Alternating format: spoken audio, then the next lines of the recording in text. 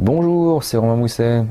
Aujourd'hui, je vous présente un livre, Dominance, mythe ou réalité de Monsieur Barry Eaton. C'est un ouvrage paru en 2012 aux éditions du Génie Canin. Il fait 75 pages et coûte 14 €. Si vous êtes attentif à tous les petits post-it, ce sont des citations. Je sais que certains d'entre vous n'aiment pas forcément cela, mais moi ça me permet de m'appuyer directement sur les propos de l'auteur et de ne pas partir dans des explications un peu longues et évasives, comme j'ai l'habitude d'avoir un discours fleuve et de partir un petit peu dans tous les sens. Cette vidéo sera effectuée donc sous un format court pour la plateforme de la team Capdog et sous un format plus long sur ma chaîne YouTube, disponible quelques temps plus tard. Alors, la théorie de la dominance, il y a beaucoup de personnes qui attendaient également ce livre avec impatience. C'est une théorie, pour les personnes qui ne le sauraient pas, sur laquelle s'est développé tout un modèle d'éducation canine dans les années 60-70, qui a fait énormément de ravages parce que les préceptes sur lesquels elle se basait sont désormais dépassées, elles ont été vraiment déconstruites au regard de la science et nous allons revenir à travers le bouquin de Barry Eaton quasiment point par point sur les différentes fondations de cette théorie et ce que la science en dit aujourd'hui. Alors, qui est Barry Eaton? C'est un éducateur canin anglais, membre du COP, le Center of Applied Pet Ethology. Je suis désolé pour mon accent anglais que je n'ai toujours pas travaillé et que je ne le ferai d'ailleurs certainement pas, pardon. Et il est président du Wessex Sheepdog Society. Donc ça, c'est une société de travail donc de chiens de troupeau dans le département ou la région du Wessex. Je ne sais plus comment sont divisés les cantons en Angleterre. Et il est l'auteur de 2 livres, dont celui-ci, dont Dominance, mythe ou réalité, est son best-seller, mais il a également écrit un ouvrage d'éducation canine à destination des chiens sourds. Donc ça me permet de faire rapidement une petite incise sur le langage non verbal et le langage verbal chez le chien. Vous ne le savez peut-être pas, mais le chien comprend le langage non verbal va utiliser le langage non verbal pour communiquer avec l'humain à hauteur de 80-90% de mémoire. Donc c'est-à-dire qu'il est réceptif aussi au langage non verbal de l'humain à hauteur de 80-90%. En fait, c'est même d'ailleurs plus ça que ce que je voulais dire. En fait, nous en tant qu'humains, nous allons avoir tendance à utiliser le langage verbal, donc les mots, parce que nous avons développé des langues et toute une culture par rapport à cela, mais sachant que chez le chien, ça n'existe pas. En fait, le chien va être beaucoup plus orienté vers d'autres modes de communication. Donc ça, j'y reviendrai plus tard dans une prochaine note de lecture sur le livre de Thierry Drulat sur les signaux d'apaisement. Ça me permettra un petit peu de développer tous les modes de communication chez le chien.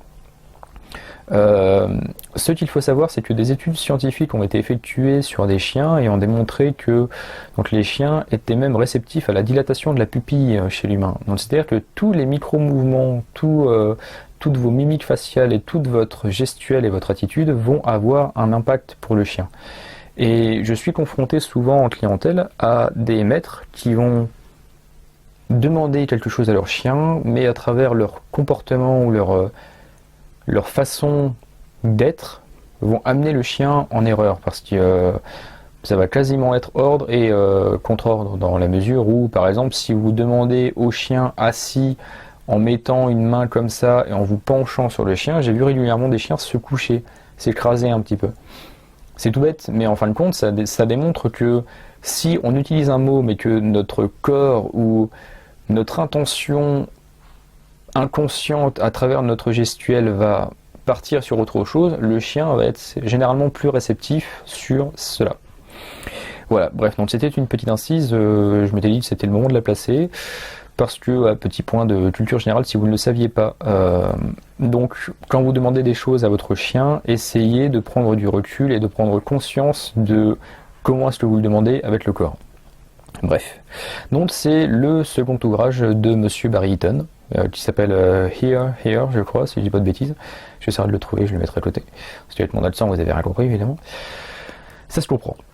Alors, nous allons partir sur donc l'introduction, enfin un petit résumé du bouquin qui va se diviser en 6 parties. Vous avez trouvé en première partie, je vais y arriver, les origines du chien. Donc l'auteur va revenir assez succinctement sur l'ancêtre commun du loup et du chien, et après comment est-ce que une certaine partie des loups se sont progressivement transformés en chiens, on va dire, grâce à l'évolution et au temps qui passe. Alors la seconde partie va être axée sur le modèle de la dominance, où l'auteur va revenir donc sur les concepts, sur l'agression dite par dominance, et le modèle hiérarchie dont on a pondu cela par rapport à ça. La troisième partie va être axée sur les lois de la meute, donc ce qu'on a théorisé en fait pour éduquer les chiens selon le modèle de la théorie de la dominance. La quatrième partie va être axée sur la rétrogradation hiérarchique, donc ça va vraiment être en lien en fait avec les lois de la meute. C'est comment est-ce qu'on avait décidé de rééduquer les chiens en fonction des lois de la meute. Donc on y reviendra. La cinquième partie concerne les connaissances scientifiques actuelles, donc tout ce qui va toucher au RHP, le Resource Holding Potential, tout ce qui va toucher en fait à la protection de ressources. Donc on a traduit ça en français, c'était plus sympa. Et ce que dit la science actuellement sur la hiérarchie du chien dans son cercle social de sa famille humaine. La dernière partie étant une conclusion générale qui va aussi projeter les nouveaux modèles d'éducation, donc tout ce qui va toucher le bien-être animal, les recherches éthologiques, donc l'éducation positive évidemment. En ayant conscience, l'auteur va aussi insister là-dessus, que l'éducation positive n'est pas forcément l'éducation bisounours ou le contraire total, parce qu'en fait l'éducation liée à la dominance est liée au modèle d'éducation dit traditionnel ou coercitif, où en fait on soumettait le chien, on impliquait systématiquement des punitions qui avaient tendance à être physiques pour le chien, pour le recadrer, soi-disant pour le soumettre, comme le ferait un loup. Et en contrepartie, vous avez les modèles d'éducation positive, où on ne va pas en fait infliger de sanctions physiques sur le chien, mais ça reste tout de même un modèle avec des règles et un cadre. On n'est pas non plus dans le total opposé, où le chien a le droit de faire tout ce qu'il veut, comme c'est malheureusement le revers de la médaille, sur les chiens éduqués en méthode positive. Voilà pour le résumé général du bouquin. J'aime bien le fait que Barry Eaton dans son ouvrage va s'appuyer beaucoup, comme je le disais, sur les supports, les écrits, des extraits de conférences ou de discours de personnes avant lui qui ont étudié le sujet de la dominance, parce qu'on n'est pas juste sur les paroles d'un simple éducateur canadien anglais, on est face à quelqu'un qui a tout de même étudié le sujet, qui a brassé vraiment large pour vous apporter un petit best-of de tout ce que les scientifiques en disent actuellement. Dominance, mythe ou réalité de Monsieur Barry Eaton, c'est un livre une fois de plus disponible aux éditions du Génie Canin, il est sorti en 2012, il fait 75 pages, comme vous voyez il est tout petit et il coûte 14 €, ça se lit vraiment très vite et vous avez absolument tout là-dedans. Je vous le recommande. Et je vous souhaite une bonne fin de journée, prenez soin de vous et je vous dis à bientôt pour de nouvelles vidéos.